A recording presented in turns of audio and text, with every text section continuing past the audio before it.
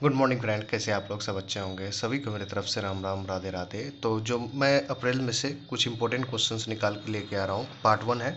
ठीक है, इसी तरह से इसका सीरीज कंटिन्यू रखेंगे। और ये आरआरबी पीओ आरआरबी असिस्टेंट के लिए इम्पोर्टेंट है, तो आप देखिएगा। 5 मिनट 4 मिनट का वीडियो बनाएंगे हर रोज़, इंपॉर्टेंट करते चलेंगे। आरआरबी पीओ के लिए पार्ट 1 पार्ट 2 पार्ट 3 से कंटिन्यू चलेगा।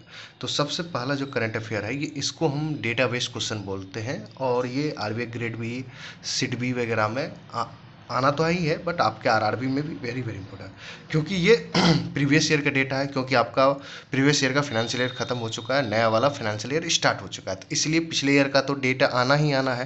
तो अब आइए क्या है, 36.91 मिलियन न्यू डीमेट अकाउंट। अब डीमेट का फुल फॉर्म होता है dematerialise account, open in physical year मतलब फाइनेंशियल ईयर 2023-24। ठीक है, मीन्स 2023-24 पिछले ईयर की। तो ये 36.91 मिलियन का डेटा कितना होता है, अगर अपने इंडियन में कन्वर्ट करें तो नियरली 7 करोड़ होता है।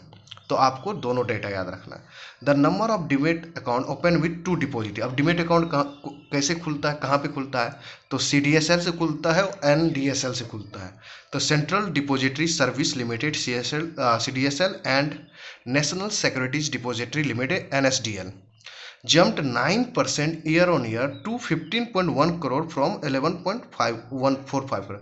अब दोनों मिला के 9% का इंक्रीज हुआ है। ये है आपका 2023-24 2022-23 का। ये डेटा है 2023-24 का। वो बता रहा है कि इतना से बढ़कर इतना हो गया। ठीक है, अब ये समझिएगा, ये इंपॉर्टेंट है। The number of 1 trillion market capitalization stock increase to 80 from 48। अब ये इसका मतलब क्या हो गया कि 48 कंपनी से बढ़कर 80 कंपनी ऐसे हैं जो इंडिया में स्टॉक्स में 1 ट्रिलियन मार्केट कैपिटलाइजेशन है उनका। ठीक है, इसका मतलब ये हुआ, ध्यान है। अब नोट, ये वेरी वेरी इंपॉर्टेंट है, ये आपके स्टैटिक भी बन सकता है, कुछ भी बन सकता है। The first Indian depository to hold 10 crore means 100 million active demat account CDSL के पास है, सेंट्रल डिपॉजिटरी सर्विस लिमिटेड। ध्यान रखिएगा। अब ये क्वेश्चंस आप देखिए। अब ये मेटा वाला हो गया आपका, आईआईटी गुवाहाटी ये सब हो गया, वर्ल्ड बैंक हो गया, ये सब न्यूज़ वेरी वेरी इंपॉर्टेंट है। अब मेटा, अब प्रेस ट्रस्ट ऑफ इंडिया, क्या दोनों के बीच एग्रीमेंट हुआ to expand its fact checking program in India. आपको पता है फैक्ट चेकिंग प्रोग्राम, जो ध्रुव राठी ये सब आलतू फालतू के लोग जो बोलते हैं ना कि फैक्ट चेकिंग इंडिया में भी फैक्ट चेकिंग करता है। जब कोई वीडियो बनाता है तो उसमें फैक्ट चेकिंग किया जाता है, तो वो चीज़ें हैं। तो प्रेस टेस्ट ऑफ इंडिया के बीच ये हुआ है। अब Meta has now 12 fact checking partners in India, the highest to any country, covering 16 language. आप देखिए कितने मजे रहे फास्ट, ये मिला के पीटीआई के साथ होने के बाद 12 fact checking partners in India हो गया, जो कि 16 लैंग्वेज में होगा, हिंदी, तमिल, उर्दू, जो सुन हो। ठीक है, पीटीआई के चेयरमैन कौन है, के एन शांत कुमार जी हैं, और इसके हेडक्वार्टर न्यू दिल्ली है। ठीक है, ये भी देखिए, स्टैटिक पॉइंट्स मैं अलग से बना रहा हूँ, उसमें सारी चीज़ें ऐड कर रहा हूँ।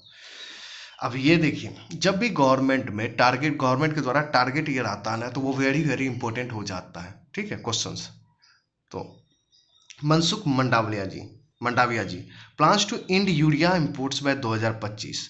अब इंपोर्ट्स हम दूसरे देश से करते हैं और यूरिया करते हैं, क्योंकि हमारे देश में फॉस्फेट वगैरह ज़्यादा नहीं है, तो डेफिनेटली हम दूसरे देश से मंगाते हैं। और कहाँ से मंगाते हैं, तो रसिया एंड यूक्रेन से।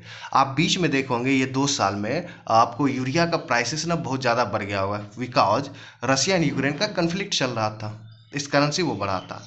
तो गवर्नमेंट बोल रहा है कि मनसुख मंडाविया जी बोल रहे हैं कि मैं प्लान कर रहे हैं कि इन यूरिया इंपोर्ट्स में 2025 30% यूरिया इंपोर्ट करते हैं हम लोग दूसरे देश से। मतलब जो 30% यूजेबल चीज़ें हैं जो हम लोग किसान फार्मर्स को देते हैं, वो urea production has risen steadily reaching 284.95 lakh ton in 2022 तक। इतना यूजेज हुआ है, तो ये डेटा बेस्ड क्वेश्चन है। 284.95 करोड़। अब देखिए, अब एक बजट का, जो बजट में बिल पारित हुआ था, बिल नहीं सॉरी, बजट कितना रखा गया था, the government heavily subsidises fertilisers with 1.64 lakh crore allocated for fertiliser subsidy in 2024-25। इस ईयर की बात हो रही है, मतलब इस फाइनेंशियल ईयर की 2024-25 के लिए कितना रखा है, 1.64 लाख करोड़ बजट का इन्फॉर्मेशन है। इसलिए मैं बोलता हूँ कि जब मैं ऐड करता हूँ ना, बहुत सारी चीज़ें को मैं लिखता हूँ। जब अभिजीत सर पढ़ाते हैं तो मैं सारी चीज़ों को गौर से सुन के उसको मैं नोट करता हूँ। यही छोटी छोटी चीज़ आपसे पूछा जाता है, फिर आप बोलते हो कि अरे यार ये तो मैंने पढ़ा नहीं। अब ये देखो फर्स्ट हुआ है, डेफिनेटली इंपॉर्टेंट होगा ये वाला, India's nuclear energy road map achieving 1 lakh megawatt by 2024-7। ये भी डेटाबेस क्वेश्चन है, बस आपको याद रखना है कि 1 लाख मेगावाट कब तक हो जाएगा, 2047 में। अब एक क्वेश्चन जो कि आपके ओलंपिक्स पे है, पेरिस ओलंपिक्स जो होना है उस पर ऑलरेडी मैंने किया था, एक उसमें और ऐड किया जाएगा, Bilkis Mir the first Indian women on 33rd Paris Olympic jury. जो 33rd पेरिस ओलंपिक होना है वो पेरिस ओलंपिक का पहले तो एडिशन जान लो कि 33rd है, और जूरी, इसके जो जूरी हैं वो बने हैं Bilkis Mir, belongs to Jammu and Kashmir से है। ये कैनोइस्ट है, जो नौका नहीं चलाते हैं पानी में, आप देखोगे कि आगे बैठ के मार रहा है, वो कैनोइस्ट बोलते हैं। 19th एशियन गेम्स का भी जूरी रह चुकी है 2023 में हुआंगजू चाइना में जो हुआ था। इसीलिए देखिए बैक इन्फॉर्मेशन आपसे क्वेश्चन में ये डाल के पूछ ले कि पहले, इससे पहले कब जूरी रह चुकी है, कौन से गेम का, तो 19th एशियन गेम्स का भी जूरी रह चुकी है 2023 में जो हुआंगजू चाइना में हुआ था। तो आज का कैसा लगा आप इंपॉर्टेंट क्वेश्चंस बताना, ये डेटाबेस क्वेश्चन होते हैं, इंपॉर्टेंट है। जब भी गवर्नमेंट का कोई टारगेट ईयर आता है तो वेरी वेरी इंपॉर्टेंट हो जाता है।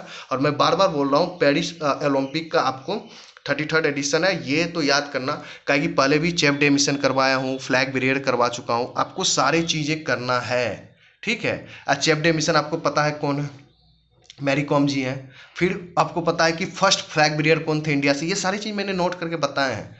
तो आपको ऐसे ही थोड़ा बहुत ध्यान से पढ़ना है, ओके। अगर वीडियो पसंद है तो लाइक कीजिए और अपने फ्रेंड के साथ डेफिनेटली शेयर करें, तो आपको और मुझे भी बोलिए। और प्लीज़ लाइक आप लोग नहीं करते हैं, लाइक क्या कीजिए ना, वीडियो देखते हैं ना, कमेंट ना मन भी करें तो लाइक एक बार कर दिया कीजिए। इससे क्या होता है कि मेरे वीडियो का थोड़ा सा रीच बढ़ जाएगा। आप चाहते हैं कि हम भी आगे बढ़ें तो थोड़ा सा बढ़ाइए हमें भी, ओके।